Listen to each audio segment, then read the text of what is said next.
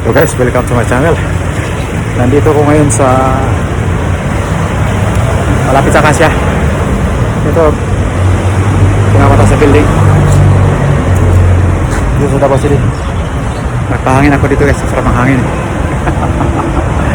Pinuntahan ko yung dati kong in-applyan dito na pinapasabit ako ng resume.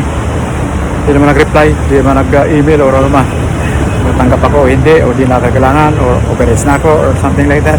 Wala talaga reply. Tatanong ko yung security dito. Kasi pinabot ko lang sa security yung aking resume. Pero makita ko lang tong building na to, natutuwa ako. Okay, taas sa building na to. Yan, pinakamataas na building dito sa Davao City. Vivaldi Residences of Davao, managed by Colliers. Ganda guys, oh. May paradahan sa second floor, oh. Galing, oh. So dito ako, tatanong ako rito kung nag-hiring pa rin yung kumpanya na in-applyan ko na. Tatanong ko yung security. Sir, nag-hiring pa rin po siya, sir. Nag-hiring pa rin po siya. Sabi ko po direct resume tatlo. Sabi ko sa third floor. May third floor. Hindi yung email sa akin. Wala pa email. Tinanong ko security guard guys. Hindi nga niya alam na may hiring pa doon. May hiring ng call center doon sa taas, eh. Wala sang idea. Patatawa lang sa sinabi ko na may nag-recruit sa third floor yan, eh. Kasi puro papahanda yun, third floor, fourth floor. So wala tayong choice. Ayaw sa atin yung in-apply natin doon, eh. Mag-submit lang ako ng doon, eh, resume. Hindi mo lang tumawag or nag-email. So okay lang, baka hindi tayo type.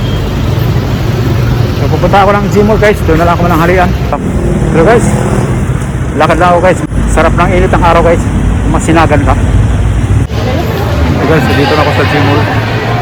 Kaya sa last seat, dami tao. Dito lang sa McDonald's. Dami tao. Punta ako sa McDonald's guys.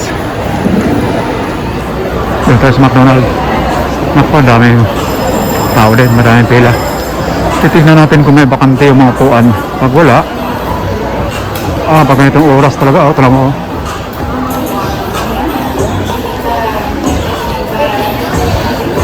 Ayan, bakante. Isa lang bakante. Wala. Ito, mga tao. Pag ganitong oras kasi, dami na kain talaga. So wala, puno. Walang bakante. Maghihintay ka pa. Titignan ko nga itong kotseng pula. Anong kotse ito? Maganda to, eh.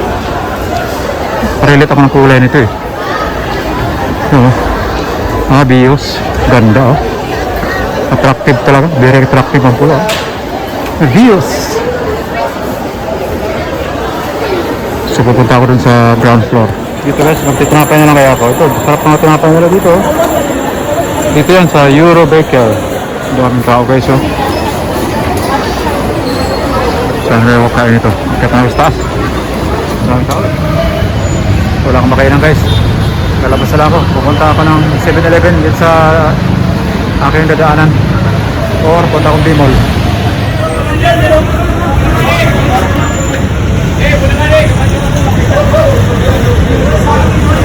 Ako kumain dito guys, Burger King. Sa labas ng Gmall. Walang available, eh.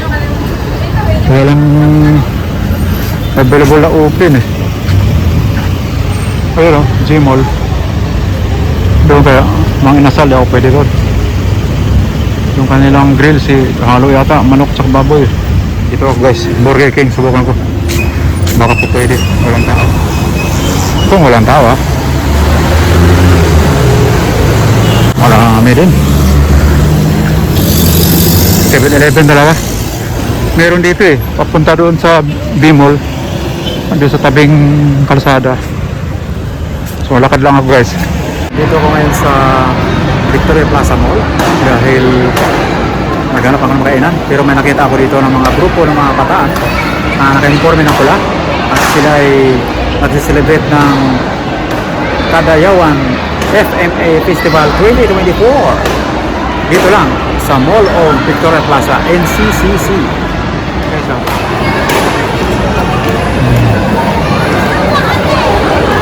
Ayan yung mga player, oh. May hawak silang arnis. So, Pilipino pang sarap. Kaya nga arnis. Panoorin natin mamaya-maya. At ayun, okay, sparring na sila, oh. Ayun, oh. May nagkatataro sa dulo. Panoorin natin kung anong mga galaw nila.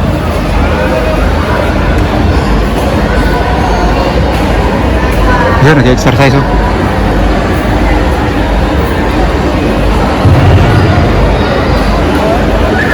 So, mag-umpisa na yata.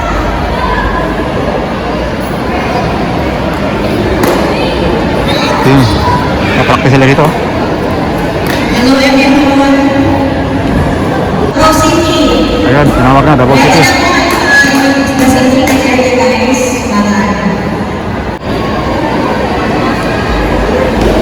So reminded ka pa to all the players, mag-observe mo every time na yung performance. Hindi mo mag-sige nagandang Papalik tayo mamaya, guys, kasi kakain na ako, guys. Sarap dito, guys, ang lamig. Wala akong maisip kainin, guys. Naglibog akong utok kung sa akong kanon. Wala akong maisip pang kainin, guys. Gusto ko pumunta sa 7-Eleven. Gusto ko kumain ng fried chicken, eh. Tsaka yung ice coffee. Kasi ang init. Nag-iisip pa ako, dami tao. Ayoko ng maraming pila-pila. Doon sana sa ano, may lumihan. Kain sana akong lumi. Kaya lugaw. Meron doon mga binignit. Yung ginataan. Sarap yun, eh. Matamis. Mamaya, mababa ako mamaya. Siguro kung umpisa ng karakarate ngayon, tignan ko na. Iba-vlog ko muna, saglit. So, puntahan natin, guys. Panoorin natin yung exhibition ng karate. Or arnis. Tingnan natin. Okay, nag-umpisa na, guys, oh.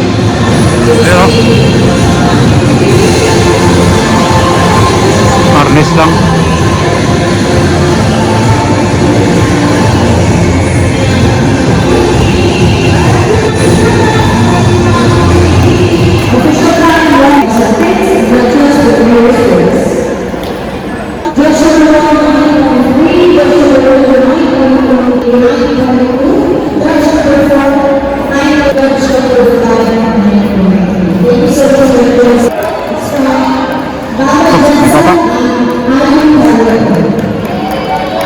Magaling ko, magaling ko.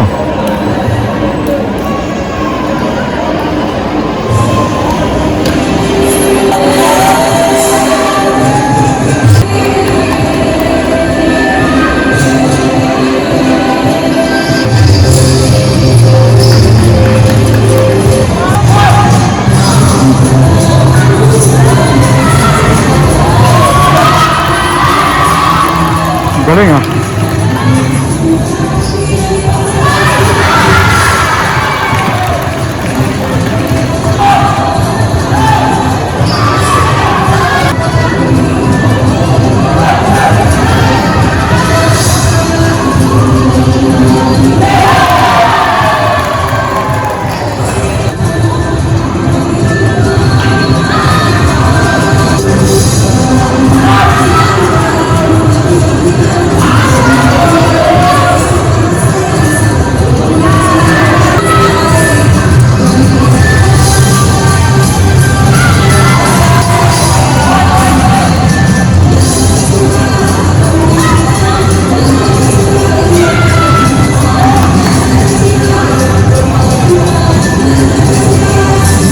Galing, ah.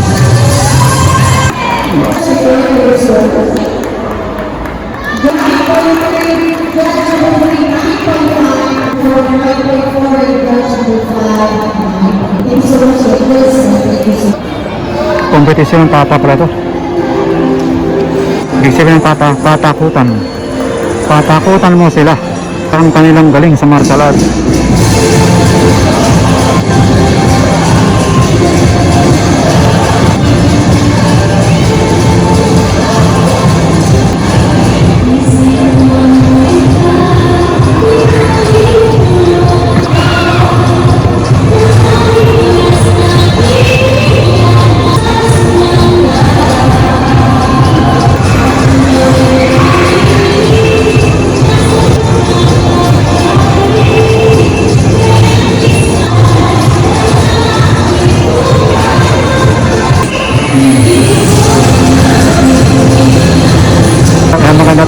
bata. Maganda talaga sa martial art. Bata pa, nag-upisa na. Matuto na siya ng self-defense. Dati ng araw, mga gamit na to, pwede namang pakinambangan, pwede siya magturo, mag-coach, maging teacher. Ang iksi naman nun, mahaba yung kanina yung bata. Baka yun lang talaga ang number ng kanyang kata. So kaya tama na yung ating pinanood guys, kasi competition lang ano ng kata, pare-pare sila na mga movement sila, palo, galaw. Nakakaiba lang yun yung art, paano gagawin ang yung art. Ay, panoorin natin sa babae guys. Magaling to nakatali pa yung buhok ko. Nandito tayo sa taas eh. Bababa ako mamaya.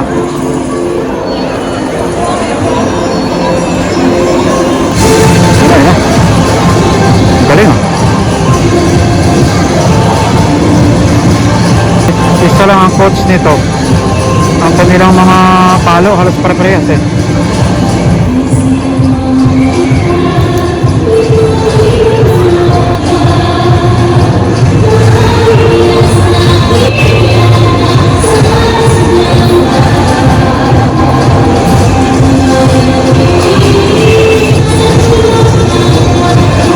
Galing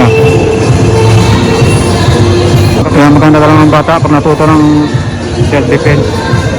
At least may matatawag na mapaglibangan nila. Hindi lang puro mobile lang, puro cellphone. Araw-araw mong practicein yan, katulad ng ginagawa ko. Umaga, tanghali, hapon. Ay, pag hindi nanalalay tayo sa dugo mo,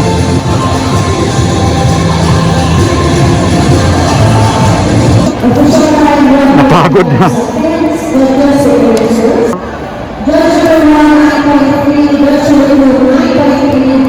So, yun naman lang ating palabas sa martial art guys, kasi pare-pare sila naman ang ano nila, galaw, halos. At yun talaga ang ating pinapromote. Ayun pala ang coach nila, kaya pala isa-isa lang ang galaw. Halos isa-isa lang ang galaw nila. Yun pala ang coach. Ayun.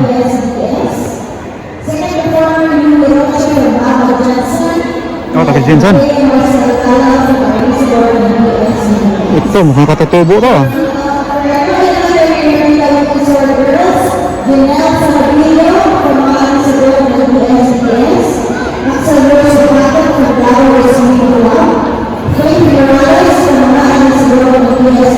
matindi to, itak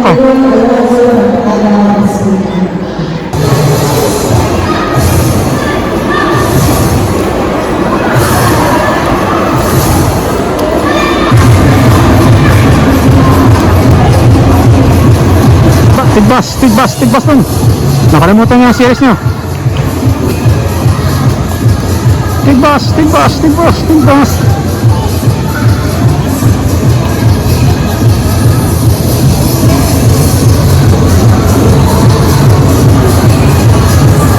Yung art ng itak guys, patulad din yung art at saka palo ng arnes.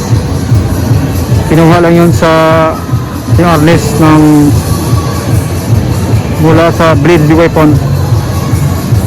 Ginawa kasing sport ang arnes, kaya imbis na bladed weapon, ginawang yantok or ratan.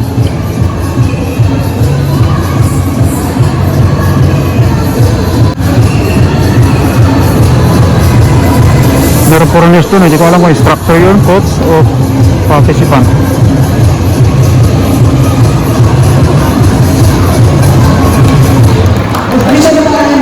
Lupat ang inyong lingkod. So yun lang mula vlog ko sa ito. Yun na sa akin mag-vlog. Sige mag-share, mag-subscribe sa akin channel. Jen Karina TV. Peace!